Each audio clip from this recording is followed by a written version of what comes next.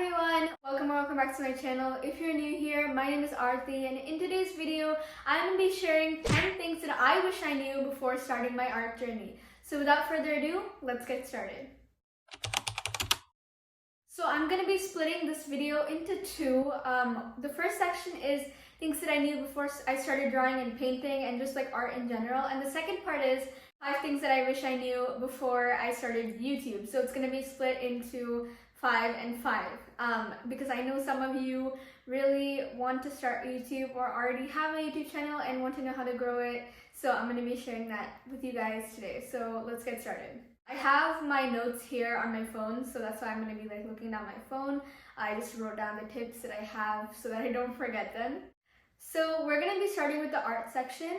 So the first tip is learn the basics and invest time in it. This is so important because if you just jump straight into drawing or painting, it's going to be really frustrating to try to learn all the basics by yourself. But if you invest time to go over tutorials and just look at different people's techniques, you can even check out my videos. That will help you understand how I layer, how we start the sketching process, how we go in with a base and then start adding on top of that for painting, and it will just help you understand so that you just have to skip that big step of figuring it out on your own. You have so many tutorials on YouTube to help you with that, and it's something that helped me as well, especially with starting painting. I never really understood painting until I looked at tutorials. So just get into that first step and look at those videos and look at those tutorials to help you understand where to begin and how to start. So the second tip is make art for yourself and not to impress others. Everyone's art style is different, so you're just going to be going in a big loophole trying to impress other people with your art. And just stick to what you like with your art. It doesn't matter if it's what someone else says is not art or what someone else doesn't consider as art. If you consider it as art, good for you. It's all part of your journey, and it's important that you understand that this is for you and this is for your enjoyment and not for others. And of course, once they start enjoying your art and once you find a fan base and people who really like your content and your art, you can start thinking about making money from there. But it's very important to still understand that this is for you. This is not for other people. If you make art for other people, you're never going to be happy with your art because you're not going to either enjoy the process of drawing or you're not going to enjoy the results. So just keep that in mind and make sure that you're only doing art for yourself and not for other people. So the next thing is you don't have to practice for a set time every single day. I mean, it may help you if you practice for 30 minutes every single day or for an hour every single day drawing or painting, but you don't have to get better. I notice a lot of people, they do this and they experience a burnout or a lack of motivation to continue. And one thing that has helped me is just doing art when I feel like doing art. And if that means slower progress, that's okay. You don't have to progress so-and-so amount in a year. Everyone's different. And I've still progressed with my art even while creating art every 2 weeks or starting a painting every week or so. And that has helped me not experience a burnout in painting. And that has also helped me enjoy painting more. And I'm not forcing myself to continuously be practicing art or practicing drawing or practicing painting. It's just something that I do when I feel like it. Another thing on top of this is don't force yourself to make art because of content. I know I did this, especially in the beginning of my YouTube journey, before I showed my face.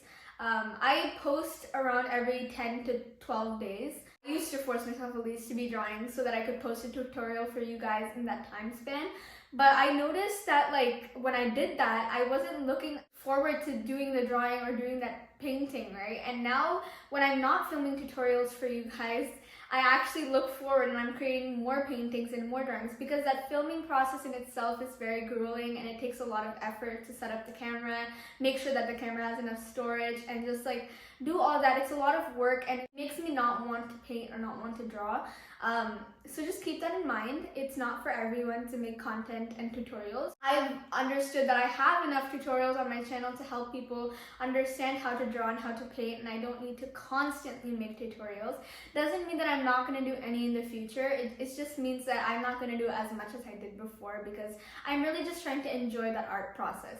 The next tip is don't rush learning. It takes time to get better as an artist, and I notice a lot of people, they want to get better in like a week or a month, and it's just not going to work like that. You have to take time and understand how the process works, and again, going back to understanding the basics, that in itself will help you a lot, and it's not all about rushing. Everyone learns at their own time, and it's okay to be slower than others, and it's okay to be a little faster than others.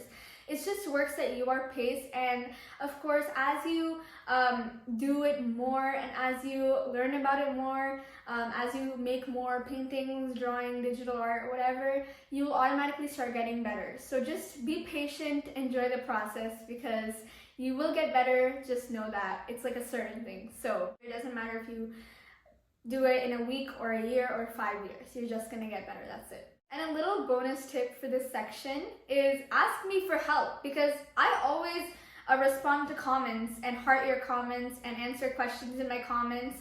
And if you ask me for help and it's something that I'm able to help you on, I will definitely respond to your comment and try to help you. And also, if you're following me on Instagram, feel free to DM me with your questions or like anything that you want to know how to do, and I'm glad to help you with that. Just like put it in the comment section. I'm happy to help you out. Moving on to the YouTube section. Again, I know some of you watching my videos have channels and want to grow them, or you want to start a channel. So I thought this section might help you guys out a little bit. Before we start, I actually, thanks to a fellow YouTuber who gave me this idea, I actually made a playlist of underrated and small YouTube channels, YouTube art channels trying to grow, and I put that playlist under the playlist section of my channel. So go check those playlists out, see if your videos are there, comment down below if you want me to add your video on there, and also just check out all the other underrated artists on YouTube and support them, because that just really helps each other out, you know? Number 1 is growing on YouTube is not as easy as it looks.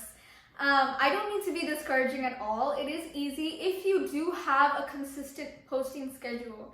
If you're not consistent with your videos and if you're not consistent with your posting schedule, it's kind of difficult to grow on YouTube. And also, you also have to upload high quality content. And the video has to be edited really well for people to really appreciate that, right? Otherwise, you're just going to be throwing out videos that people will think that you didn't put as much effort on, and they won't appreciate it as much. And it also helps to upload frequently. I wouldn't suggest uploading way too frequently. I would suggest uploading maybe once a week or once in 2 weeks.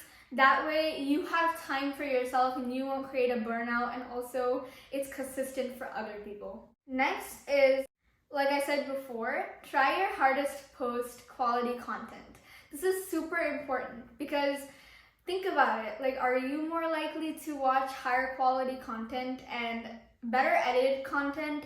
That itself is like a more entertaining video. If you notice, like, all the videos that you like are probably edited well as well, because that in itself, the graphics and the funny parts of the video, that in itself makes you want to watch it more.